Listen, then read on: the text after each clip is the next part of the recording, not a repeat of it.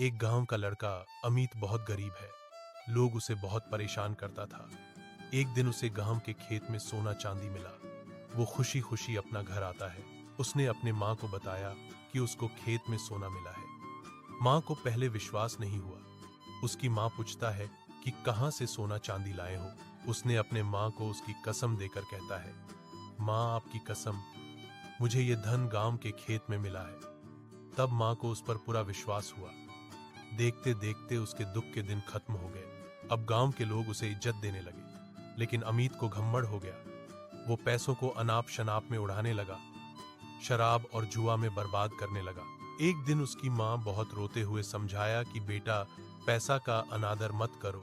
लेकिन बहुत समझाने पर भी अमित नहीं समझा। उसकी माँ बिहार रहने लगी और उसकी मृत्यु हो जाती है। अमित माँ की मृत्यु के बाद टूट जाता है। रोते हुए कहता है, माँ मैं अब सभी आदत छोड़ दूंगा, तुम आ जाओ। लेकिन माँ तो मर चुकी होती है। अमित के पास सारा धन खत्म हो जाता है और गरीब हो जाता है। इस कहानी का यही सार है कि कभी भी धन आए तो घमंड नहीं करना चाहिए और फिजूल का पैसा नहीं उठाना चाहिए। एक गांव का लड़का अमित बहुत गरीब है। लोग उसे बहुत परेशान करता था। एक दिन उसे गांव के खेत में सोना चांदी मिला। वो खुशी खुशी अपना घर आता है।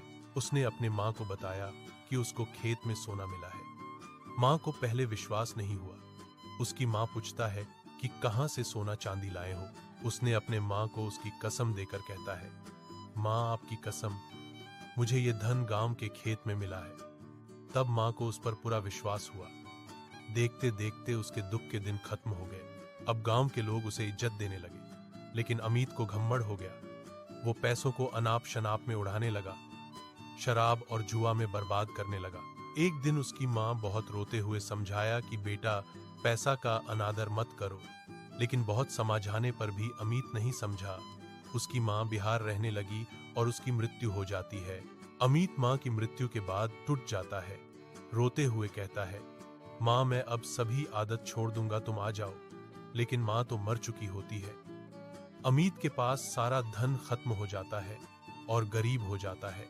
इस कहानी का यही सार है कि कभी भी धन आए तो घमंड नहीं करना चाहिए और फिजूल का पैसा नहीं उठाना चाहिए। एक गांव का लड़का अमित बहुत गरीब है।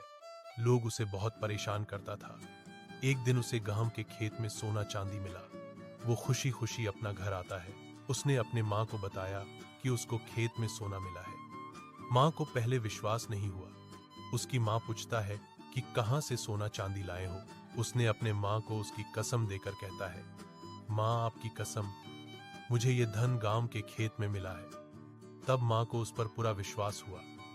देखते देखते उसके दुख के दिन खत्म हो गए। अब गांव के लोग उसे इज्जत देने लगे। लेकिन अमित को घमंड हो गया। वो पैसों को अनाप शनाप में उड़ाने लगा, शराब और जुआ में बर्बाद करने लगा।